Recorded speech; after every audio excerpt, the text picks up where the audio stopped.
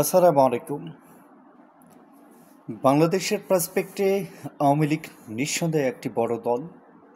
তাদের একটি জনসংখ্যা আছে, ভোট ব্যাংক আছে।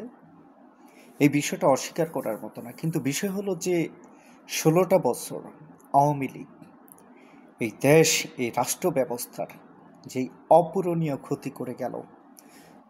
জুলাই বিপ্লবে যেইভাবে ম্যাচাকার জেনোসাইড চালিয়ে গেল,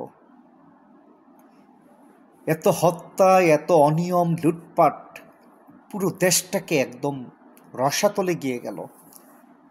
তারপরেও সেই নেত্রী শেখ হাসিনা থেকে শুরু করে, বিশেষ করে আজকে যাদের নাম খুব আলোচিত, যারা সংস্কার আওয়ামী লীগ বা যারা ক্লিন ইমেজের বলে আওয়ামী লীগের হাল ধরতে চাচ্ছেন, সেই সকল পার্সোনালিটি তারাও কি স্বীকার করেছেন যে 16 বছরের জুলুম, নির্যাতন, নিপীড়ন, স্বৈরাচারী আচরণের জন্য কোনো রকম একটা রিপেন্টেন্স, অনুতপ্ত বা কোনো ক্ষমা চেয়েছেন?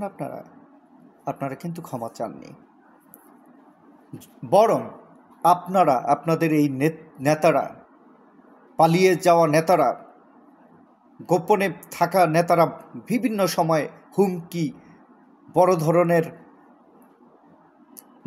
ক্ষতি করার, যারা এই ছাত্র আন্দোলনের নেতৃত্ব দিয়েছে, এই দেশের বর্তমানে যে বিএনপি জামাত যারা আছে, প্রত্যেককে নিয়ে কিন্তু আপনাদের হুমকি ধুমকি আমরা দেখতেছি সোশ্যাল মিডিয়ার মাধ্যমে, গুজবের মাধ্যমে।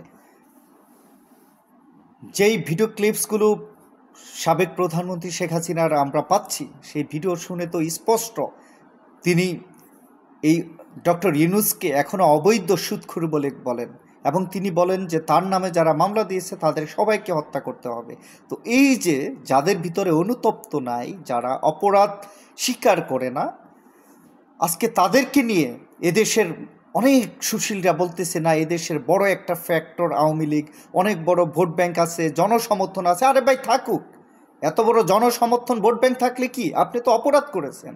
আপনি পৃথিবীর বর্তমানে এক বিশ্ব শতাব্দীর সবচেয়ে বড় অন্যায় অপরাধ আপনি করেছেন। আপনি যে জেনোসাইড চালিয়েছেন, এগুলো নিয়ে সামান্য পরিমাণে আপনার অনুতপ্ত, আপনি অপরাধ বোধ করেন, আপনি ক্ষমা চেয়েছেন। এই বাংলাদেশে আগে এর বিচার হবে, এই অপরাধ স্বীকার করতে হবে, ক্ষমা চাইতে হবে।